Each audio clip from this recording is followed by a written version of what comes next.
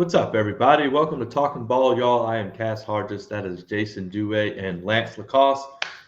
Great Sunday evening. We appreciate you all hopping on here to talk a little Louisiana high school football. Round one of the playoffs happened on Friday night. We will get to all of the action across the state to set up some round two matchups. One stat of note that kind of caught my attention from Friday night, obviously the top seeds in each division earned byes, so they were not playing, but there were 80 games played in total. 66, the higher seeded team won the game, which seemed like a lot. But when you really think about it, with the higher seeds not playing or the top seeds not playing, maybe that there may be something to do with that. With them, some of those better teams in the playoff bracket, teams that maybe a little bit weaker than normal. But that was kind of interesting. Yeah, I mean, it was fun week one, but I think we all know that week two is going to be where it's really at. I think this week two, I know we're still going to talk about week one on this one, but can't wait for Tuesday to really talk about week two, round two of the playoffs. No, I agree. Yeah, no, I mean, it's kind of what we come to expect with the way these brackets have kind of been separated, but some really exciting games nonetheless. Even some of those games that we're going to talk about tonight, those lower seeds pushing some of those higher seeds to the limit. So really fun show plan for you guys tonight. No doubt. And to kick it off, speaking of games from Friday night, I know, Jason, you and I got to call this game that we're about to talk about. But Lutcher hosted Iota. Lutcher went on to win 49-7. One of the more impressive performances, not because of the score, but because of the way that Lutcher played, just how efficient and how clean it was.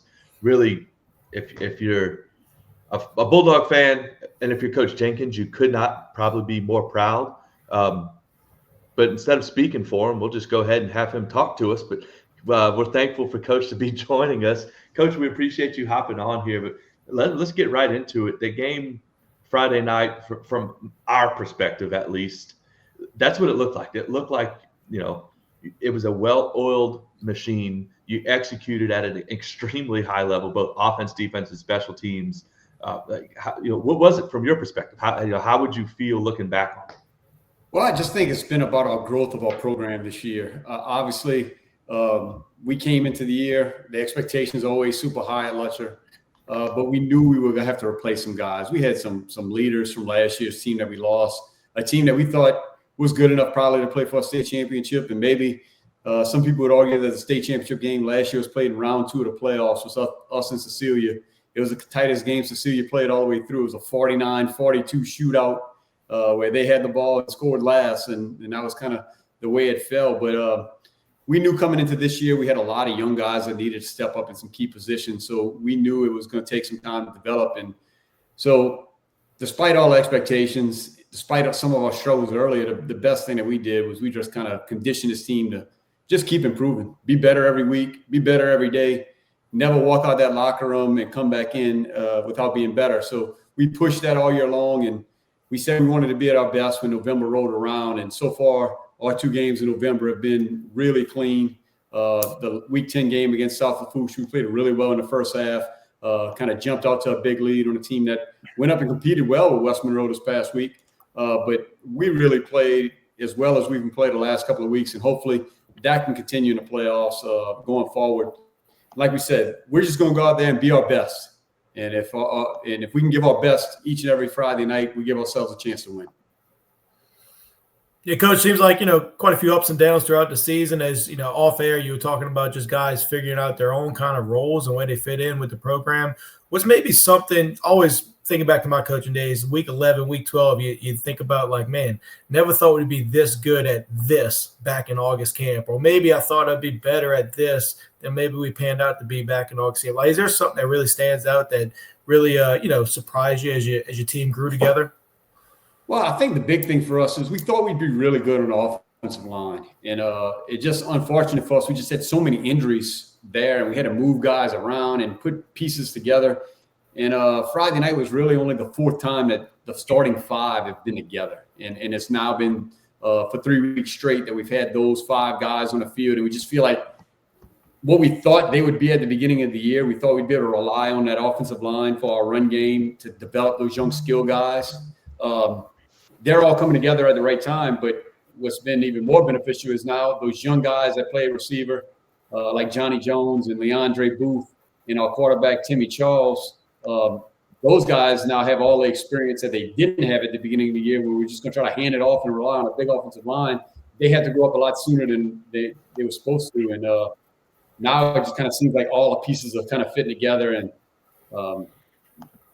the great thing about our kids is there's not a lot of selfishness in our program, which has been one of our calling cards here probably for the last 4 or 5 years. And I really attribute a lot of that to Lunch Winfield.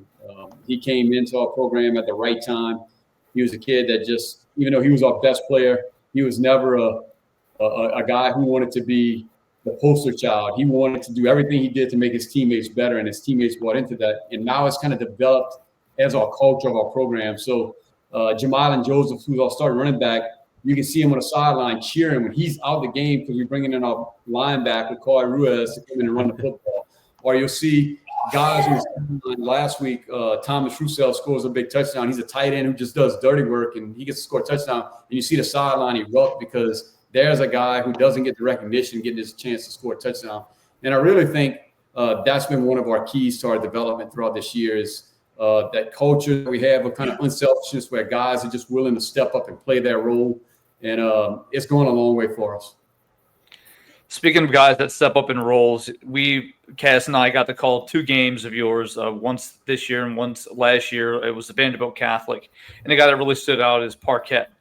Parquette is just a really fun player to watch. You put him in, again, big defensive lineman, again, does an incredible job up front. And then you put him in at fullback, you let him get his touches. He goes and blocks and kicks out. He's a lot of fun to watch. But Ruiz at linebacker, Zabinski at linebacker. You have a really good front 7 as well. Can you tell us about the senior leadership on that defense? And again, having a guy like Parquette going run down the field on kickoffs and make play after play, or putting him in that fullback. What can you tell us about that senior leadership on that defense and their willingness to, again, kind of do whatever the team needs or requires at a specific time? Well, you probably saw my face light up when you mentioned Parquette. And I think if you talk about him to anybody in our building, I'm not just talking about our football building, I'm talking about our school, that face would light up because he's just such a fun kid to be around. He works really hard. He's got a great charismatic character to him. He can kind of charm his way into a lot of situations. And he's just been a guy who got thrown into the role as a freshman. He started at nose guard in the quarterfinals. That's when he makes his first start of his career is in the quarterfinals in 2022. And he starts a semifinal in a state championship game his freshman year. And kind of the rest has been history. He's been one of the most dominant players in the state of Louisiana. And I tell people all the time, if he was 2 inches taller, if he was 6'2", he'd be a big-time recruit across the country because he's so physical. He's so athletic. The guy can do a standing backflip. Like, he's that guy. Like, there's nothing he can't – you swear there's nothing he can't do. Like, we had a kid a kicker got hurt at one point in the year, and it was like, Parquette, can you kick? Let me try. Yeah, he can kick too. But so last year when we started toying around with this idea of playing some of those defensive guys at running back and in blocking situations, Parquette was like, you can't leave me out. I'll race anybody, any of these linebackers. Ruiz was one. Terry Snowden was another one. He says, I'll race any of them. I'm faster than all those guys. You got to give me a chance. So last year we made the deal with our defensive guys that were kind of playing all those different roles, which every one of you can create the first turnover, the first game that we use that package, you can get the carry. Parquette on the second series gets a strip sack and runs it for a touchdown. Well, he told that story to Coach Summerall, who was recruiting Rashad Sterling, and Coach Summerall is at the game, and when he sees Parquette score a touchdown, he starts yelling at me on the sideline, get him his carry, get him his carry.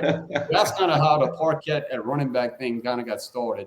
But, yeah, he's willing to do whatever it takes. And then you look over at some of those other guys with Coy and Dre. We had a story. Eric Ritchie came in and did a story on them, and they're like cavemen, really. Like, they just like pain. They like to hit people. They like throwback guys, and they kind of like cavemen. It's like ball, hit. That's tackle. Like, speaking one-word sentences. And then the crazy thing is they both like 4.0 students and great kids also, but on the football field, it's like meathead central. Let me just go hit something. And that's just those two guys, and they're fun to be around. And then Derek Jackson's kind of the other senior that's kind of been out there for us for 3 years in that role at safety, number 4. And he's had a great senior season. Capped it off week 10, senior night. He had 2 interceptions. He returned 1 for a touchdown. And I'm mad at him because this past Friday against Iota, right before half, I think it was, I told everybody on the sideline to back up because Derek's about to get an interception and the ball splits his numbers and he drops it. So, that's right. We joked with him about that one on the sideline. Like I was getting my my prognostications, my Notre Dame is on, and he goes out there and drops the ball. Yeah, you couldn't see that one coming. But when we could talk about Parkett all night long, but before we move on, I just want to mention I love the fact that he runs down on kickoff coverage, and he doesn't just run down there like for show. No, he made the first 2 tackles, and the third one he's looking for someone to hit. He ran out there in the second half, and you had to call him off the field. Like that's when your best player is doing that, you're doing something. Well, he breaks our kickoff huddle every time with violence. That's what he breaks the huddle on for all those guys. And look, Parkett's, that's how he is. And I'm fortunate. I've got another son who's on a team this year. He's a sophomore. He runs down and kickoffs with him, but he got baptized last year on the kickoff return unit with Parkett running down the field last year as a freshman. And Parkett put him head over heels to the ground, and it was one of those highlight films. And everybody's looking around like, did he really just do that to the coach's kid? And I was laughing the whole time. So, yeah, I love it. That's awesome. That is awesome. On the other side of the ball, you mentioned Timmy Charles as a freshman. Friday night, to me, may have been one of the best games that he played in maybe of his career. I know it's just been for 1 year, but the way that he ran the offense and distributed the ball, look, Stark, Joseph, like there's dudes everywhere, but he just looked like the point guard, getting the football out, and it wasn't like Iota was giving y'all, 5-yard hitches, outs, and he was just taking them, making the right read. That's got to be so satisfying and exciting as a coach for him going forward. Yeah, it's a lot of growth. There's been a lot of growing pains. There's been a lot of times where it's like, take the gift, Timmy. Just take the gift. You don't have to throw it. You don't have to show everybody off your arm all the time and just try to throw it 50 yards down the field. It's okay to take the hitch.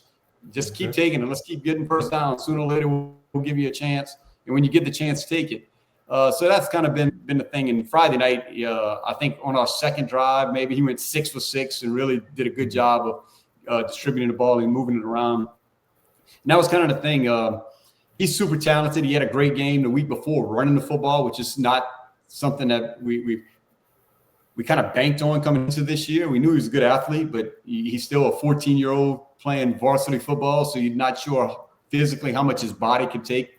But week 3 against Liberty, when we were 0-2, he kind of showed that ability and really broke off some big runs early on in the year. And we tried to use him sparingly to kind of keep him healthy and not get him banged up a lot. But it's playoff time, and it was good to see him kind of throw the ball around the way he did and make great decisions and move the ball around and get the ball to start, who's obviously a person you got to worry about with his speed, and Johnny Jones, his ability, his size, and Leandre coming back. Hopefully he can continue to develop. Made a great throw to Cade Randall, a senior basketball player who's really getting this is the first time he's really played football, and he's made some progress this year and gives us another little threat there. And Thomas Roussel, the big tight end, he made a great catch on the ball down by the goal line on a first down where it looked like Timmy was just trying to throw it away, but he saw him and Thomas went up and got it. So we've got some guys that's developed throughout the year in some different places, and it's just exciting when it all comes together. And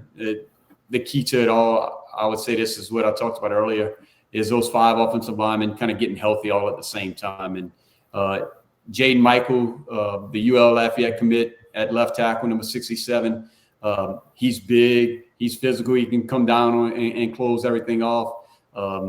Hastings, 73. He's got people making business decisions at defensive end when he pulls and kicks out. He's burying people. They got to put chalk lines on the field sometimes when he pulls. So he's been tremendous for us. Logan Bourne, our center. He was a state champion in powerlifter, so he's not real tall, but he's 5'11", 6 foot, 265 pounds, and one of the strongest people in the state of Louisiana. So that's not a bad guy to have there. Matt Lambert started out the season at right tackle. He played last year at left guard. We bumped him back in. Super smart kid. Has been really physical. He's a kid that missed 4 weeks of the season. And then Quantez Joseph, who we thought we were going to play at tight end this year because we had some other guys coming back. And after week 2, after the struggles through the scrimmage, the jamboree, the first 2 weeks of the season, we told Quantez, look, it's best for us if you go back and play tackle again. And he started games for us since he was a sophomore on the offensive line, and his body has changed, and he's a little lighter now than what he was at any point in the last 2 years, but plays super hard, super athletic, has allowed us to do a lot of things in the screen game and get him out on the perimeter and be able to chase down smaller bodies. So those 5 guys have been the key to our success here. As they've gotten all healthy at the same time and been able to put all of them on the field, we've been able to find some efficiency on offense. Coach, I was a special teams coordinator in my coaching life. To be a consistent winner like you've been over the years, I know you've been good on special teams. Tell me, is there a philosophy or maybe an emphasis you have on special teams that keeps you guys kind of the glue of the team? Well, I think one of the key things is a lot of times head coaches talk about special teams being important, but they don't give the time to it. So one of the things that we try to do is we try to make sure we allocate enough time to special teams every single day. We normally start practice with special teams to make sure that it's an emphasis. Basically our Wednesday practice is all special teams. There's very little of anything else on Wednesdays. It's a 40-minute special teams practice, basically, and we get about 15, 20 minutes of offense or defense on the back end of it. But we really put a lot of time into it. Our guys meet and watch film just like they do on offense and defense on special teams. And we really push our best players to play on special teams. And I think that's one of the keys. You see a guy like Parquette running down there on kickoff. Ruiz runs down on kickoff. Those guys, Sabinsky, he's on almost every special team. And then you can kind of mix in some young guys that you are developing that kind of carve out a role that way. And we've had a lot of success the last couple of years. Cortland Taylor, who played at St. Charles Catholic, has been on my staff now for 6 years, I think now, and he runs our special teams, and he's committed to it, and he takes pride in it. And we've really had a great job of getting returns the last couple of years to the point that a lot of people don't even kick to us. I think last year, at one point, we had 5 different guys return kicks for touchdowns. So it was one of those things where if you tried to scheme it up to kick it away from a guy, we just had the scheme matched to whoever you were kicking it to. We ended up having 5 different guys return kicks for touchdowns last year. So we've had a kick return for a touchdown this year, and probably one of our games that we lost was against Vanderbilt. That game got turned because we had an 87-yard punt return for a touchdown that got called back that would have completely turned that game on its head and kind of lost the momentum there. But we take a lot of pride in it. We spend a lot of time on it, and Coach Taylor does a great job, and he gets buy-in from those kids, and the assistant coaches that help him out are all in on it. Coach Daigle kind of takes pride. He's our linebacker coach. He's our strength coach, and he's big on our punt return unit. That's kind of his baby, where he's going after the blocks and setting up the return. So a lot of buy-in from a lot of guys. It's awesome. Love it. Shout out to my guy, Cortland Taylor. Played ball with him back in the day at St. Charles. I wonder where he got some of that knowledge from, Coach. Maybe Coach Monica rubbed off on him a little bit. I know you've had some conversations with Coach as well. So, yeah, it doesn't take far to find out if you're in a real parish is if you can get some connection back to Coach Monica, which most of us all do some type of way. Like I tell people about it. I've said it was a lifetime ago, but Coach Monica sat in that same chair I did in a different building, but he was the head coach at Lutcher back in the 70s. Yep. So we've kind of all been connected that way. Coach Forsythe's on my staff as well. Also played with Cortland. He played for Coach Monica. Coach Lee Roussel played for us at Lutcher, and then we coach Monica, both Coach Monicas, Nick and Frank, and then he came back and coached with us, and now he's getting ready. He's getting ready to make a run right here at Riverside. And Coach Stein and I have been great friends for a long time. Never worked together, but we talk every day. So, Coach, I would be remiss if we talking about your team, but looking ahead, there's a game I kind of had circled coming into the playoffs, knowing it could come down to this. And, this Franklin Parish team is no joke, and I'm sure you've heard the stories and seen some tape on them. And maybe some of the most top-heavy Division I talent, regardless of which playoff bracket. Have you gotten to watch any tape on this team yet? And if so, what's going to be your message to you guys kind of coming out this week of preparation and taking that road trip? I don't think you guys have made a road trip quite like this season and playing a team of that caliber.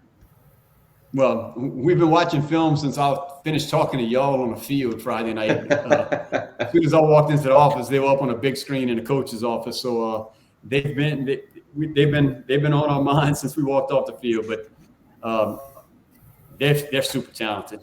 Man, it's staggering when you look at the amount of guys that they have. You talk about their quarterback, Zarian Ellis, who's committed to LSU to play corner. They've got a running back who's committed, who's got an LSU offer. And if that's not bad enough, you go back and you look, the other running back, who's a sophomore, actually led the team in rushing last year. He had 1,100 yards rushing, not the guy who got the LSU offer. So if that tells you something about the talent they have just touching the football in the backfield. Then you had Chris Addison, who's a Michigan State commitment. He's a edge rusher. Then you've got Taven Bell, who's a Texas State commitment as a defensive tackle. So, like, they've got headline guys, D1 guys, P4 guys as soon as you get off the bus. And then when you pull up their schedule and you see 60, 77, 60, 60, 60, they're scoring it in bunches. And they've been, since that loss early in the season to Washita Parish, they've been on a roll like nobody else. And that's the thing. Last year, they were a top seed, and everybody kind of had them with the talent that they had, and they kind of got upset by Iowa in the quarterfinals. And Iowa's been a program that's been kind of rolling the last couple of years, making deep runs into the playoffs. So we know it's going to be a tall task for us. It just kind of seems that's been our MO. We've kind of played these teams that are super talented early in the playoffs the last couple of years. Kind of goes back to, I think, 2021. We played a St. Martinville team with Stefan Blanco and all those cats, and they ended up losing in the semis. We played them in the quarters.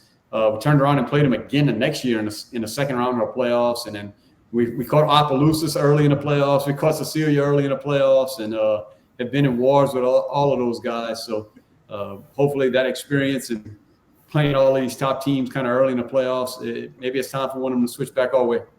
There you go. Just, hey, you're there. Just keep knocking. They're going to let you in at some point, right? Just keep getting there. Hey, you're in the ring. You got to throw a punch. That's right. No, that's right. You're going to get hit, but you get hit back. Go get it. That's it. No doubt. Coach, we can't thank you enough for hopping on here and talking some ball with us here, taking some time out of your Sunday evening.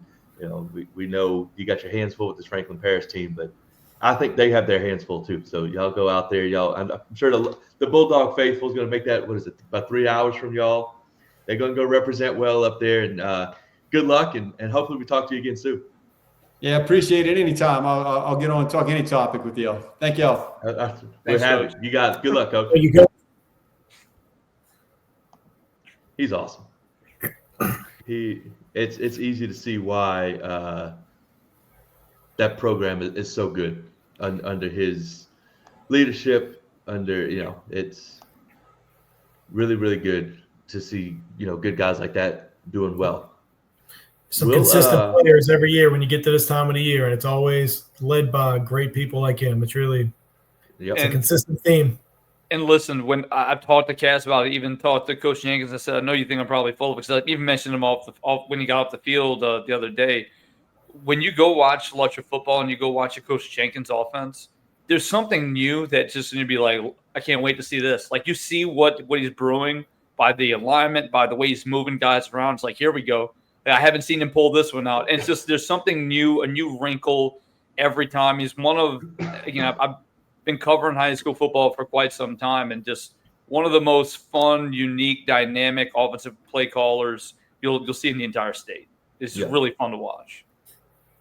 You would have loved Lance watching their kickoff team, because it was their starting defensive tackle, their starting linebacker, like 3 or 4 other guys and there was no plays off. They were just sprint. Like, it was really good to see. Yeah, awesome. It's awesome. It's a defensive play. Why wouldn't it be? You don't have to convince me. You don't have to convince me. All right, let's go to the brackets. We'll start right here in D1 non-select, the game that maybe stood out, at least to me, maybe to you guys as well, the most was Mandeville going to Thibodeau and winning 48-27. I don't know that it was so much of that Mandeville won the game. Obviously, Thibodeau, a really good team, had a really good season under Coach Narcisse. These two teams played last year. Mandeville won. But Mandeville's freshman quarterback, I think we can stop calling him a freshman now, goes on a road in his first playoff game, 6 total touchdowns, 398 yards. He throws for 5 touchdowns. He runs for a touchdown. Mandeville wins 48-27. I think Thibodeau scored a touchdown late. So that Mandeville defense holds a really good Thibodeau offense. So essentially 21 points. Mandeville gets the reward of going to face Neville next week in round 2, but just maybe Mandeville's best performance of the year last Friday night against Thibodeau.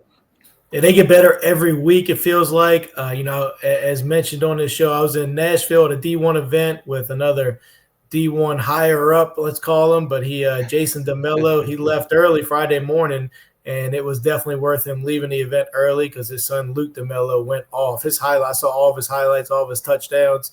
I mean, this kid can fly. And so Krukalor has been incredible. He's got some playmakers that make his life easy, like Luke DeMello, who can take a screen for 70 yards like he did. But yeah, and he also said this defense, this is a Thibodeau team that was scoring a lot of points all year, and then they come out and get shut down at home. And so this Mandeville team, I mean, it's a tall task for them looking ahead, but this is a really impressive group that easily could have been counted out early in the season. I think a lot of people did count them out early in the season, but here they are again, just winning football games, and they have a bright future. 41 unanswered points in this game for the Skippers Football Club. And look, it's definitely not a tall task for what's next, but sit back and enjoy the win for a moment. That was a huge win against a Thibodeau team we talked about, kind of trying to change the trajectory of their program under Coach Narcisse. It's unfortunate their season ends. The Tigers, great season, great starting season under Coach Narcisse. But look, you've got to credit this Skippers football team. I think when you lose an experienced starter like they did early on in the season, kind of trying to find your footing, trying to figure out what works and what success you're going to find. And boy, have they found it late in the season. So it's going to be interesting to see them go out and try to take another road trip. It's not an easy place to play in Neville. We've been watching games there all season. They've played some elite competition and have come out on top, have had one of the best 3-game stretches arguably in the entire state. So you're playing a really hot football team, and we'll probably dive into them a little bit more on Tuesday, but that should be a fun one coming up next Friday. Yeah, no doubt. No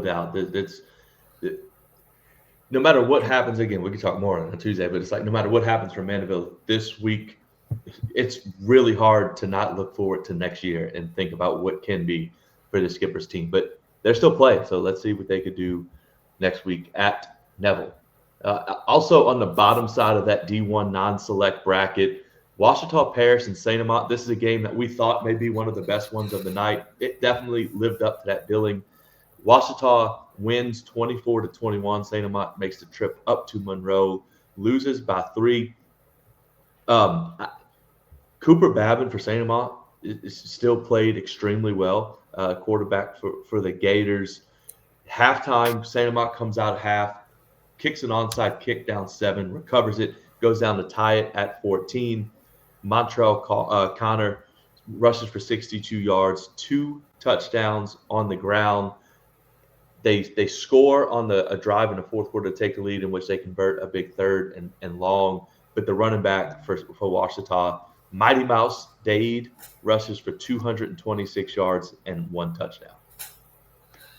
Yeah, I think this is the time of the year where, you just start to see defenses show up, right? I mean, it's not a lot of high scores anymore. Some of those high-flying offenses, they start to get slowed down. This was a perfect example of it. St. Amant was scoring a lot of points all throughout the year, but this Ouachita defense traveled really well as their running game. Even the quarterback had 2 rushing touchdowns. And so I think this is, just that time of the year where you start to see those teams that play great defense and run the football find ways to prevail. They were good on special teams as well, Ouachita. Well, this Washington team has been tested all year. So they played a lot of we talk about Neville, that's the district 2-5A. They've played a lot of these football clubs in tight games. Just haven't come away with these wins. And fortunately for them, this was not where they found themselves on top. We've known the potential that they've had all season. We've kind of been watching them throughout the year. We know Santa Moss District is no joke either, but this 2-5A district in general just seems to be kind of a cut above the majority of the state. And even though Babin had a pretty good game in this, we know this Gators football team has been a contender in that 5-5A district. Taking that trip is not easy. And Ouachita Parish is a team that we've kind of thought coming in could maybe turn a few heads, and they'll get an opportunity again next week when they take on Destrehan. That should be a fun one coming down the pipe, making that trip. If you look back at Ouachita's schedule, they're in that 2-5A district. They played Pineville in week 10 and won 56-0. But their previous games against Ash, Neville, West Monroe, and Ruston, it's a heck of a four-week gauntlet. They lost all of them. None of them, the biggest margin of victory was 14 to West Monroe. All the other games were one score. So this was a team that was in all of those games with, some of the powers of the state. You almost feel like they just couldn't wait to get out of district and go play somebody else. Like it didn't matter who it was. They were going to just exhale before they got out of district, and they went and played well and get a playoff win. I think this is the first time they won a playoff game in a while too, from what I saw. Anything else in this bracket? I know Terrebonne and Natchitoches Central. Terrebonne wins in overtime, 27-24. Huge win for Terrebonne. Tough loss for Natchitoches Central. I think it was Terrebonne that scored late to tie it and then went on to win. They will face Southside next week. That'd be a fun one. I was just saying, man, that was my kind of upset alert game. Natchitoches Central almost proved me right, but shout out to Terrebonne. We've been on the Terrebonne bandwagon for a while. They just needed to kind of have this big victory. It feels like a breakthrough in their program, getting past this first round, and would love to see that running game get going against Southside. Yeah, a big win for them, and this again, Natchitoches Central, kind of a team that's been flying under the radar. Really solid offense.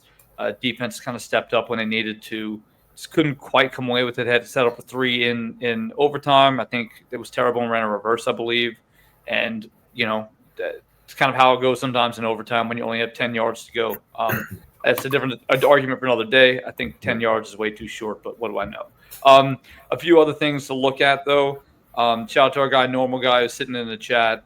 We see you. We appreciate you. Yeah, Zachary knocking off Salmon. I think Salmon's a team that's going to grow from that experience. And Zachary's just kind of a staple. And they're going to get to go play Denham Springs in a rematch from earlier in the season.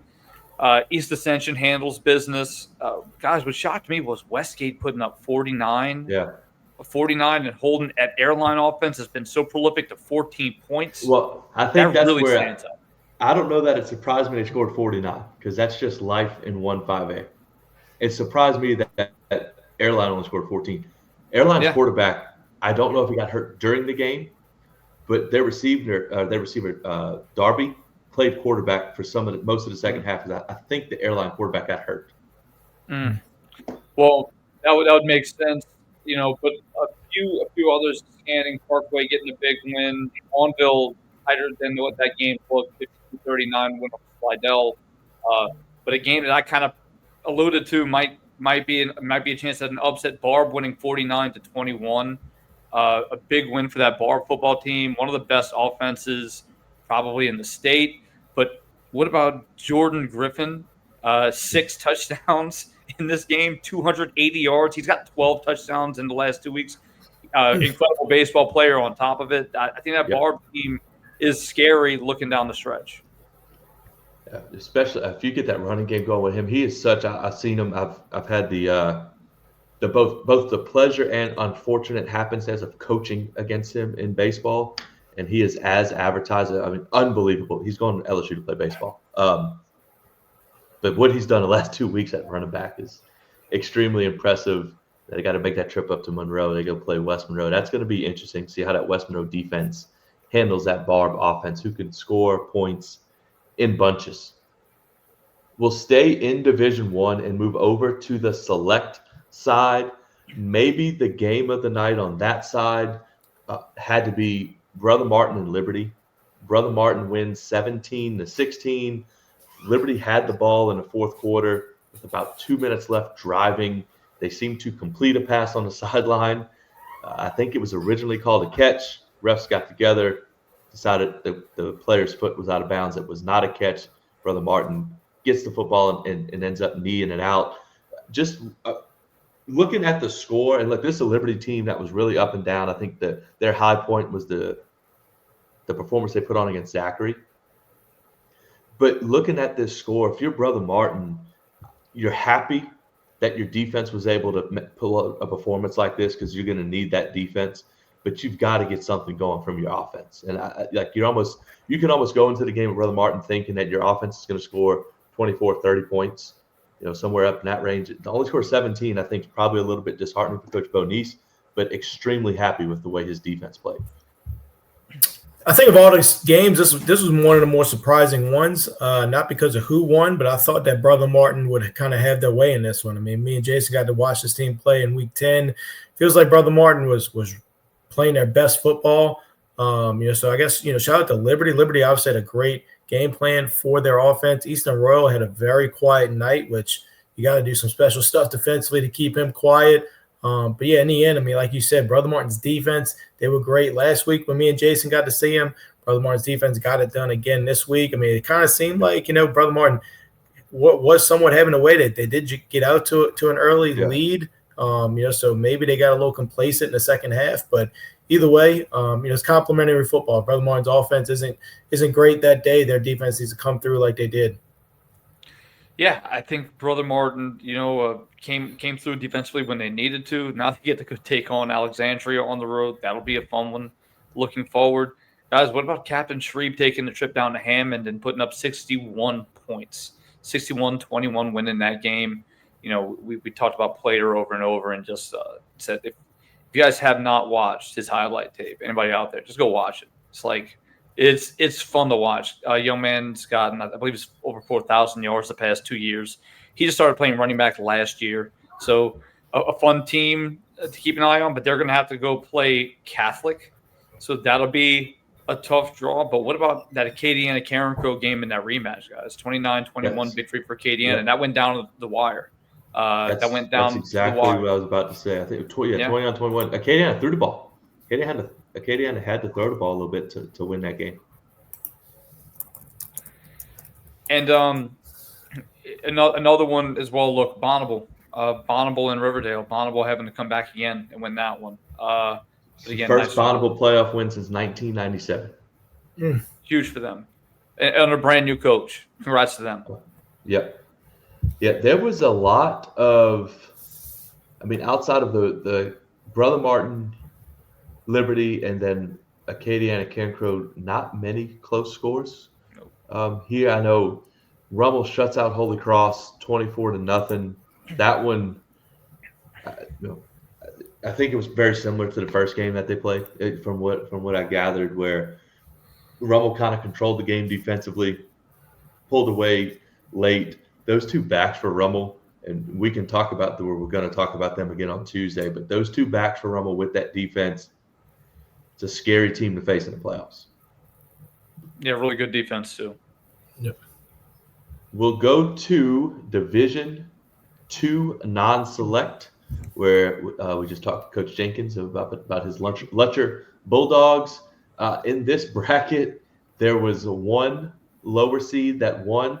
Chalk wrestled away. That was Opelousas going to Pearl River and shutting Pearl River out 13-0. Franklin Parish wins big over Abbeville. Letcher wins 49-7, like we mentioned, over Iota. I know we talked about Coach Jenkins and these Letcher Bulldogs, but they looked about as good as you could want them to look on Friday night.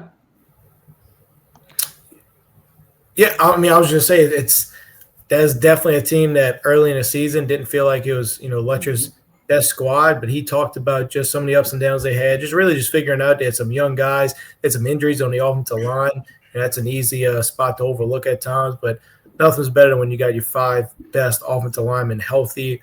And that's what he talked about, just the confidence that his team came with, and some of his role players really stepping up, and just the way this team has kind of grown together, it seems like, over the course of the season. Yeah, and that's it. I got to watch them play against St. Charles earlier in the year. They were still shuffling in quarterbacks. They were trying to do a lot of different things. Really struggled to stop that St. Charles rushing attack. Looked like a completely different team. And I know when you're talking about different quality opponent, when you're talking about the difference between Iota and St. Charles, who's sitting at number one in Division I select bracket, but regardless, and that's a young Iota team, a really young Iota team, and Cass and I kind of hit on that. Like they'll be a much better team next year. They made it to the quarterfinals last year, kind of came in a lot of injuries, not a ton of players. But regardless, like you did your job. You accomplished what you needed to if you're Lutcher. And that game next week, we talked about earlier, but it's really going to be a fun one to see those two teams face off in Lutcher and Franklin Parish. Yep, that is definitely going to be one of the best ones of the night. How about Franklinton doing what they do as well, right? I mean, not shocking that they go get another big win. It feels like I'm sure I'm not exactly right here, but Franklinton feels like they were in like the exact same part of the bracket last year and did the exact same thing last year, right? Yeah. I think you're right. I don't know what their seed was, but it feels very, very similar. Yeah. I don't know if it's not, it feels like it is. In that game, Jacob Crane, their quarterback, broke the Franklinton High School career passing record. Yeah. So good on him. But they have their hands full with Jennings, but a Franklinton North DeSoto quarterfinal could be a lot of fun. Yeah, and of course Cecilia doing Cecilia type stuff again, exact same. This bracket just feels so similar to last year with Cecilia and Franklinton. It does. How exciting is that matchup going to be, Lakeshore versus Cecilia next week? Here's the thing, though, and again, for rightfully so, I keep highlighting this Lutcher Franklin Parish game. I think that's the biggest game, but I think 1B has got to be Cecilia Lakeshore. Cecilia did the same thing last year. They went on the road every week and won. So now having to go on the road, play Lakeshore or Coach Indeth's team that's really been on top of it this season, I think that has a lot of potential to be an exciting one. Absolutely. On the select side, we'll go to Division 2. Oh, that's the wrong one. Select Division 2. There we go. Where we had Northside won the first playoff game. I think it was since 1999. They beat LB Landry. St. Michael's beat Laranja 35-12. Laranja going into that game, Rylan James did not play. He actually had surgery on his knee last week, I believe it was. They were also missing 4 other guys. So that was kind of a skeleton crew. Laranja took the Baton Rouge. St. Michael's wins. John F. Kennedy beats Frederick Douglass 55-0. The Swamp Owls and the Wampus Cats. How did we miss this last week with this mascot matchup? Great matchup. Great mascot matchup. The best. Leesville wins 52-7, but nonetheless, Swamp Owls and Wampus Cats. That's best. That's the best. So this bracket we talked was kind of the top part of the bracket was the upper hand, and the better teams kind of seemed like they separated themselves. We'll find out more this week, but that's kind of how it played out. Yeah, I mean, everybody talked to St. Michael's is kind of an under-radar team, so they played really well. We talked about JFK, John F. Kennedy. They have a lot of talent on that team, so that sets up a big matchup. But they came out and obviously played really well as expected. And then Coach Sprunk at Haynes Academy. It's the first playoff win in history of Haynes Academy. And so great job by those guys. Yeah, and when you look at a few of these games as well, Northside winning that game against Landry, guys, they had to come back late. Landry scored a touchdown with around 3 minutes left, and that Northside squad had to come back and win that game late on top of what Cass is saying, not having won a playoff game in a long time. Now they get the unenviable task of going to Thomas Dupuy Jr. Memorial Stadium and playing St. Charles a second consecutive year on the road. Lance and I called that game last year, and I'll tell you what, that Northside team has athletes. They have talent. They're super athletic. But again, you know when you play St. Charles, they're going to play sound defense, and I think that'll be it. It could be interesting, but it's going to take. And look, the coach at Northside, of course, is Coach Jacquard Carter, who was head coach at LCA, right? So he's got some experience in some big games as well. Bel Air beating Patrick Taylor, going to play Loyola Prep. kind of started digging into this Bel Air team, guys. They got some talent. Like they got some athletes, some athleticism, and Loyola Prep has definitely answered the call quite a few times this season. But this will be a fun one to watch and see if Bel Air can take that road trip and push a Loyola team that seems to just score an infinite amount of points regardless of who they play. Yeah, just to keep scoring. But yeah, this bracket, and I feel like the playoffs, as fun as round one can be, and you start looking at matchups with the way it's set up now with the buys. I think round two is the round where it almost feels like, okay, now the playoffs start in some weird way. So there's some really good matchups that's going to be happening next week. Let's go to the non-select side, and we will go to Division 3 on the non-select side. If I could find it. There you go. And we've got number 1 seed Gene is going to host St. Helena. This is St. Helena team that won that district with Pope and North Lake Christian, kind of out of nowhere. Extremely talented, extremely athletic. They beat Avoyles 58-26. The other lower seed to beat a higher seed was Kaplan, beating Pine 33-18. Pine had such a good year, finished the year 7-3. Kaplan makes the trip over from Southwest Louisiana and gets a big win on the road. But maybe the game of the night, the matchup of the night, this was a rematch happening in the northern part of the state. 14 seed Manny hosting Red River. Manny wins 35-27. Yeah, I was looking at the Union Parish. I mean, some of this is, I think, kind of what is expected again is in this round. But Union Parish seems hot, a team that I'm sure Erath is not excited to get in that second round. Erath coming off of a great season, and then Oak Grove's the other one down towards the bottom. Everybody knows they're probably the toughest 6th seed you'll ever find in the playoffs. Yeah, I agree, and I think that Union Parish team, again, big, physical football team. Erath, undefeated regular season, and then you get to play Union Parish. So I think it's not an easy draw for them by any means. One that's not going to be as highlighted or talked about, but really interesting is Marksville taking on Mansfield. Those two teams, Marksville, a team that's been very quietly successful this season, 8-2 regular season, pick up another win. Mansfield, again, I really highlighted their win earlier in the year. Week 1 came down 35 points against Minden in one of the most fantastic finishes you'll ever see in high school football. So that's going to be an interesting one. But talked about Manny earlier, guys. Manny was winless a year ago. Yeah. It's a winless football team, and the job that Coach Hassel has done with his Manny Tigers. Again, I believe he was at Red River last year. I could be mistaken on that. So, again, kind of an added layer to it as well. But, really, really an impressive job that he's done with his staff. And, guys, Downsonville blanking Westlake, really impressed with that one. And they get to go take on Sterlington now. Sterlington is a team that's been, I don't want to say quiet, but, they don't feel like they've been getting the recognition as many teams have. But Sterlington won the state title a year ago for a reason. Very good football team. So that'll be a fascinating matchup. Yeah, that feels like that bracket's starting to kind of pick up a little bit too when it gets to these round 2 matchups. In the select Division 3 bracket, we had chalk all the way to the bottom of the bracket, where the 18 seed De La Salle Cavaliers traveled to Baton Rouge to take on Episcopal. De La Salle wins 45-14. This was one we talked last Tuesday when previewing the matchup. De La Salle, and I don't want to call them underseeded because the system is what it is, and this is where they're seeded.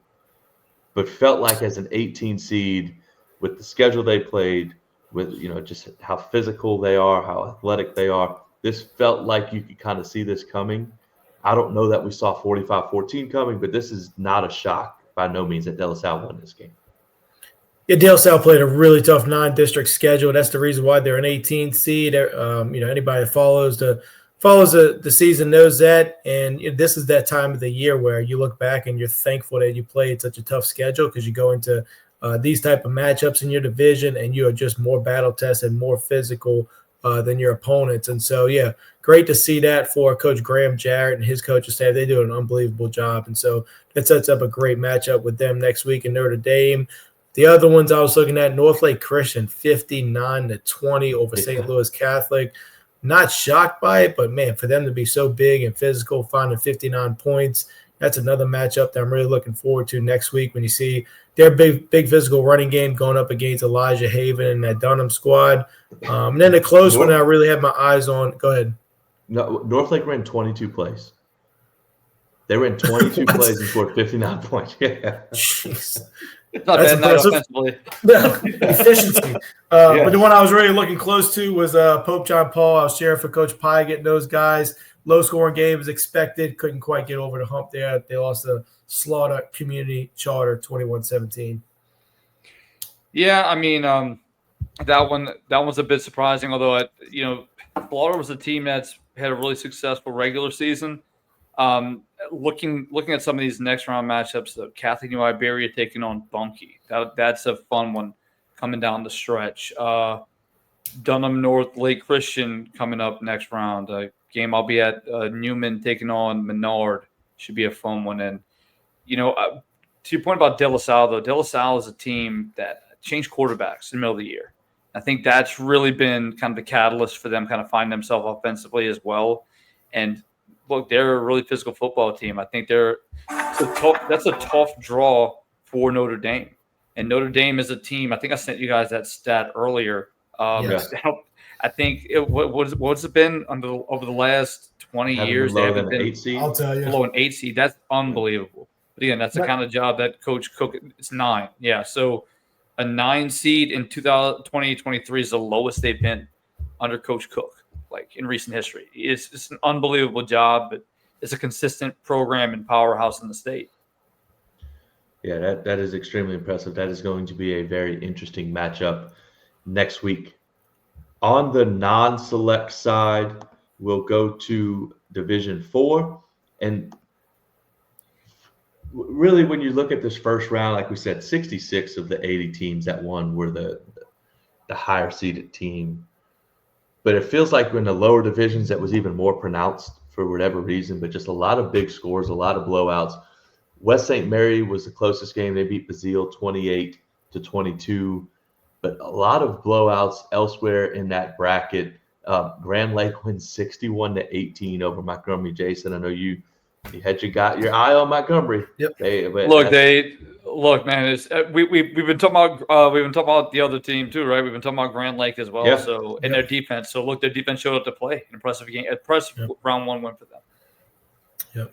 The ones I was looking at, I wasn't surprised by, but I think they could be a problem moving forward is West St. John and Ferry Day, 2 teams that have had solid. They play really tough schedules. That's why they are where they are. But I think those 2 teams that I wouldn't want to face in the second round, you can see their big scores as well.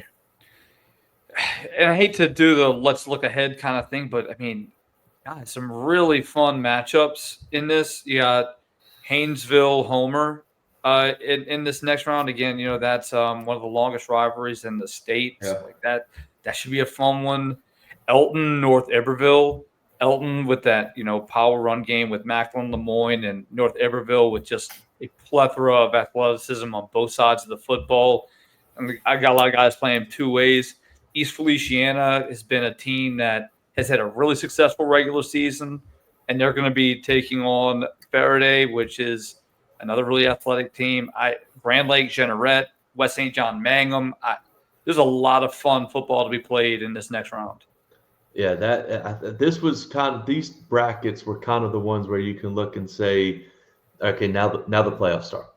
Like this is the week that the playoffs start. Teams that look, going out in round 1 and taking care of business and doing what you're supposed to do, there's something to be said for that too. Because again, if you don't have a bye, you're not guaranteed to win. I mean, I know that's Captain Obvious, but you still got to go play.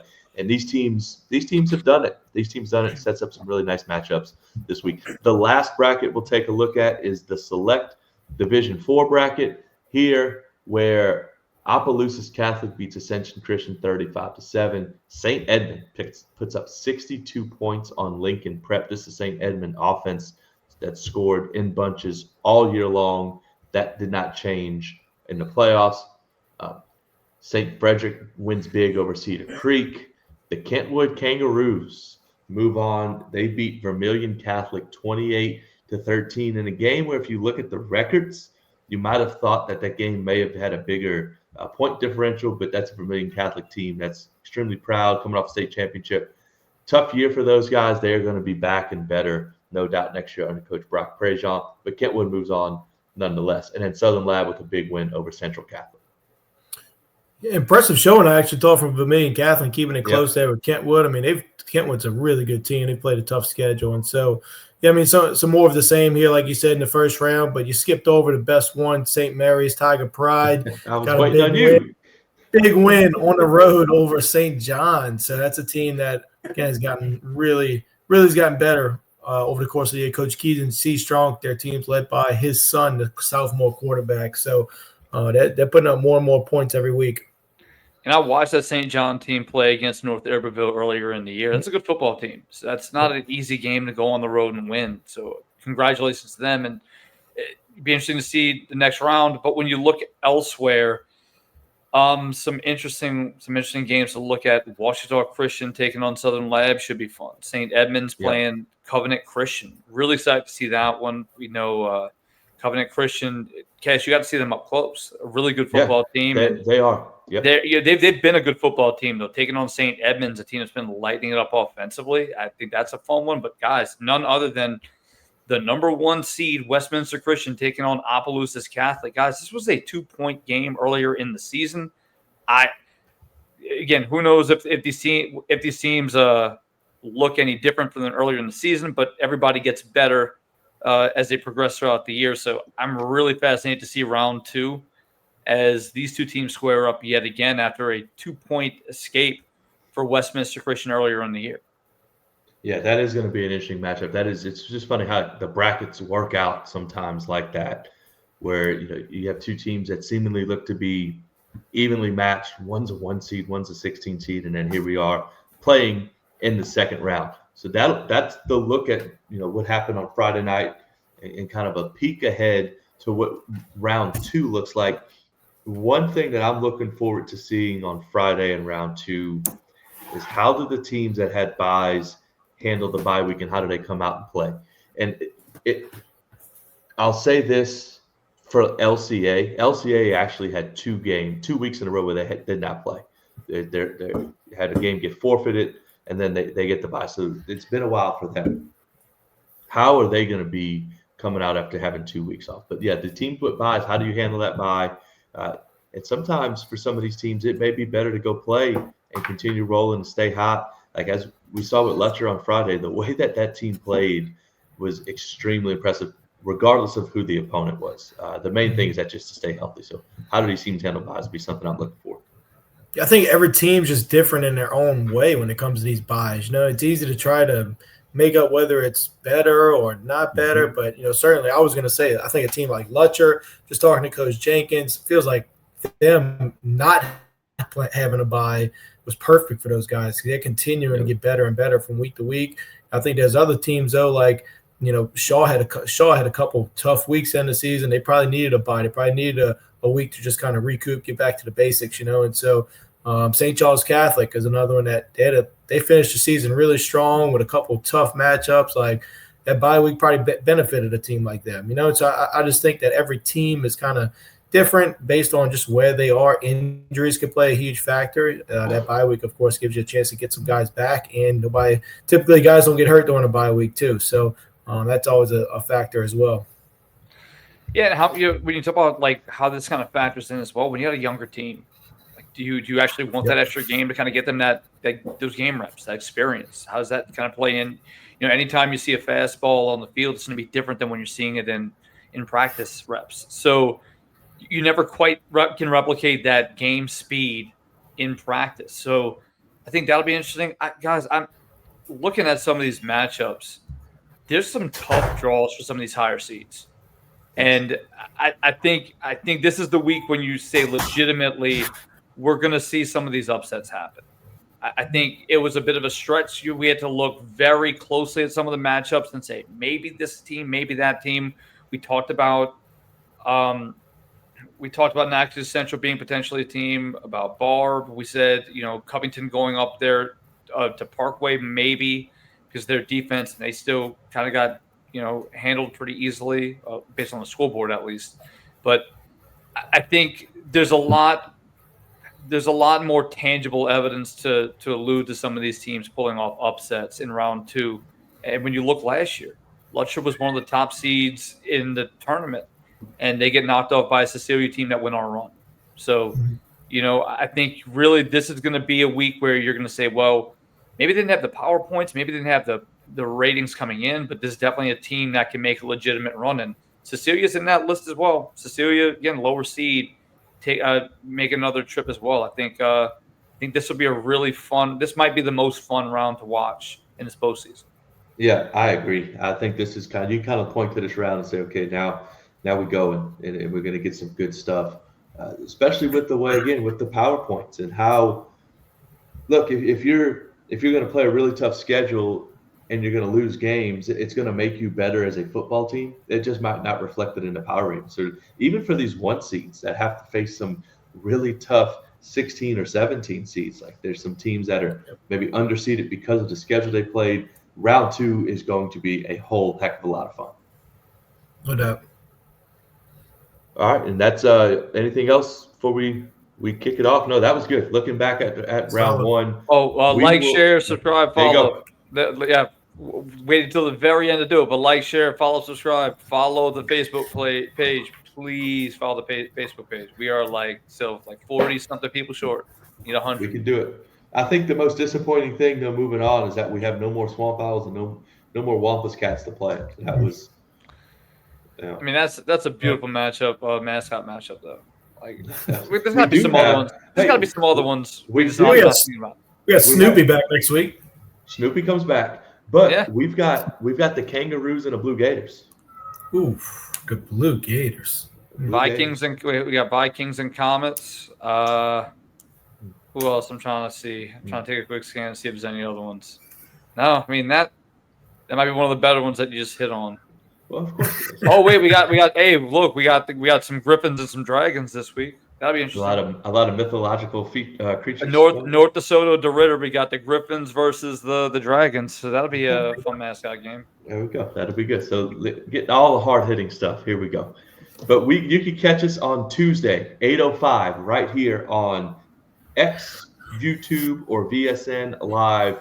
We will take a deep dive into round 2 of the LHSAA football playoffs, as we're in the thick of it now. Again, the top seeds in each bracket will join the party on this Friday and see what we got.